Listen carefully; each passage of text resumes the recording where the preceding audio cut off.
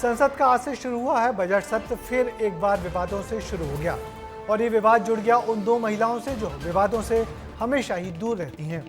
कांग्रेस नेता सोनिया गांधी ने अभिभाषण के बाद राष्ट्रपति द्रौपदी मुर्मू को ऐसा कुछ कह दिया कि अभिभाषण की सारी बातें एक तरफ धरी रह गईं और बीजेपी कांग्रेस में बयानों की तलवारें खिंच गई। क्या है ये पूरा मामला, हमारी इस रिपोर्ट में देखिए।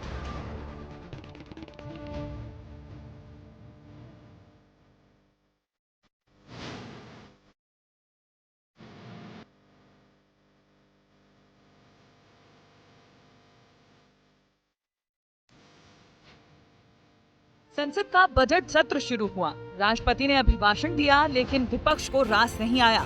कांग्रेस सांसद सोनिया गांधी ने राष्ट्रपति को बेचारी महिला कह दिया। बेटे राहुल गांधी ने भाषण को उबाऊ तक कह डाला। No, the poor lady, the president was getting very tired by the end. Repeating the same thing No, again and she again. could hardly speak, poor thing. दरअसल 31 जनवरी से संसद का बजट सत्र शुरू हो चुका है, जिसकी शुरुआत राष्ट्रपति के भाषण से हुई थी। संसद के संयुक्त सत्र को संबोधित करते हुए राष्ट्रपति केंद्र सरकार के कामों को गिना रही थी। करीब 59 मिनट का भाषण था, जिसमें राष्ट्रपति ने मोदी सरकार के पिछले कार्यकाल का रिपोर्ट कार्ड देश के सामने रखा और तीसरे कार्यकाल का विजन भी साफ कर दिया।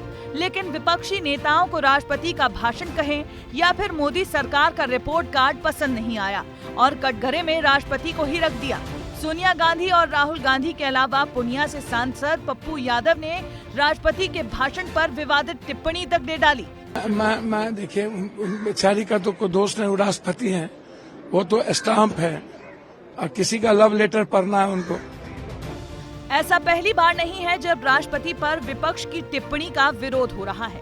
कई बार विपक्षी नेताओं ने राष्ट्रपति द्रौपदी मुर्मू को लेकर विवादित बयान दिए हैं। 20 दिसंबर 2023 को उदयनिधि स्टालिन ने कहा था कि आदिवासी और विधवा राष्ट्रपति हैं, इसीलिए उन्हें नए संसद भवन के इनॉग्रेशन में नहीं बुलाया गया। 10 नवंबर 2022 को पश्चिम बंगाल के मंत्री अखिल गिरी ने कहा था, हम चेहरे से किसी को जज नहीं करते, राष्ट्रपति कैसी दिखती हैं। 28 जुलाई 2022 की बात है जब अधीर रंजन चौधरी ने राष्ट्रपति द्रौपदी मुर्मू को राष्ट्रपत्नी तक कह दिया था। हालांकि इसके लिए उन्होंने बाद में माफी तक मांगी थी। वहीं आज जब एक बार फिर से राष्ट्रपति पर कांग्रेस की ओर से तीखे बयान आए तो प्रधानमंत्री से लेकर बीजेपी के तमाम मंत्रियों ने इसे आदिवासी महिला और महामहिम का अपमान बताया। शाही परिवार के एक सदस्य ने कहा कि आदिवासी बेटी ने बोरिंग भाषण दिया। एक आदिवासी बेटी का बोलना इनको बोरिंग लगता है। हमारा देश का राष्ट्रपति एक महिला आदिवासी है, ये कमजोर नहीं है। पहली बार एक महिला आदिवासी इस देश का राष्ट्रपति बनी है, तो इनको हजम नहीं हो रहा है और इसको कमजोर बताती है। बेटा है युवा नेता, 55 साल जिसकी उम्र होगी और कई बार लॉन्च हो चुका है, उसने स्पीच को बोला बोरिंग है। अरे सुन भी रहे थे आप स्पीच में क्या कह रही थी। एक महिला होकर आप एक अपने ही देश की एक आदिवासी बेटी महिला के बारे के जो राष्ट्रपति है उसकी बात को आप सुनना नहीं चाहती। हालांकि इस पूरे मामले पर सोनिया गांधी की बेटी और कांग्रेस सांसद प्रियंका गांधी ने सफाई देते हुए कहा कि मेरी मां यानी कि सोनिया गांधी 78 साल की एक बुजुर्ग महिला है, वो महिलाओं का सम्मान करती हैं। उनके बयानों का मतलब गलत निकाला जा रहा है। The president must have been tired reading such a long speech. Poor thing. I don't think she fully respects. In fact, she has the utmost respect for her. And I think it's very unfortunate that this kind of thing is twisted by the media. They are both respected. बयान के मतलब तो जो भी हो, लेकिन राष्ट्रपति के भाषण को बोरिंग और लव लेटर जैसे आपत्तिजनक शब्दों से तोलना स्वस्थ लोकतंत्र को नहीं दर्शाता है।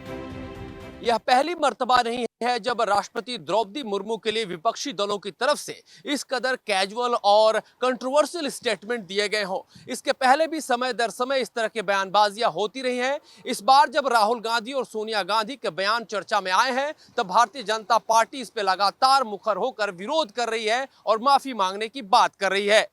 माना जा रहा है कि जब राष्ट्रपति के अभिभाषण पर चर्चा होगी तब सदन में हंगामा काफी ज्यादा देखने को मिल सकता है। कैमरा पर्सन रेहान खान के साथ नम्रत तिवारी, विस्तार न्यूज, दिल्ली। संसद के बजट सत्र के पहले ही दिन इस अभिभाषण के अलावा वित्त मंत्री निर्मला सीतारमण ने आज देश का इकोनॉमिक सर्वे पेश किया। ये सर्वे दावा करता है कि अगले साल यानी कि 1 अप्रैल 2025 से 31 मार्च 2026 के दौरान जीडीपी की विकास दर 6.3 से 6.8 रहने का अनुमान है। सर्वे में अप्रैल से दिसंबर 2024 तक महंगाई की दर 4.9 पर ही रही और इस बात पर सरकार ने अपनी पीठ भी थपथपाई। ये सर्वे हमारे देश की अर्थव्यवस्था की सेहत का ब्यौरा देता है। अब इंतजार कल आने वाले बजट का है। कैसा रहेगा मोदी सरकार के तीसरे कार्यकाल का पहला पूर्ण बजट। वैसे जानकारों का दावा है कि बजट 2047 के लक्ष्य पर ज़्यादा फोकस होगा।